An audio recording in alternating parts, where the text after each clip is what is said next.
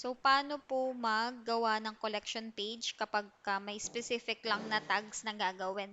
So, punta ka sa left side, collections. Tapos, ang sabi ni Mick, um,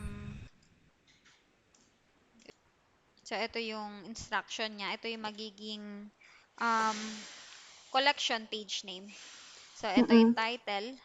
So, lagay mo siya dyan. Then, pag manual, yun yung ginagawa mong meron kang product ID or product title na isa-search mo dito.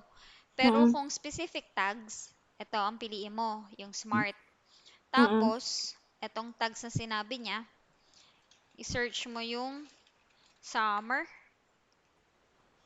tapos another tag for spring.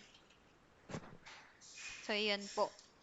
Pag nilagay mo kasi yung any condition, lalabas Mm. lahat yung products dyan.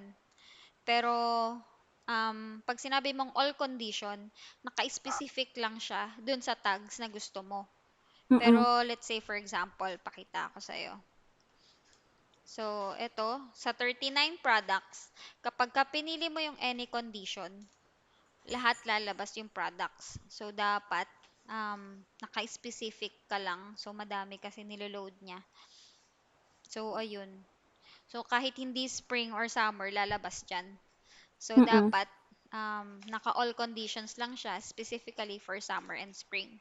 So, later on, kapag kayo naman yung gagawa ni Ruby, ganito lang. All condition, kung may specific tags lang or title, pwede naman dito. So, title, tapos contains with shorts. Lahat ng title na may shorts, lalabas dito. So, all Mm. conditions lang lagi. Pag any condition, automatic lahat lalabas po yung mga products. Ayun. So, kopya Okay. po. Kopya ko.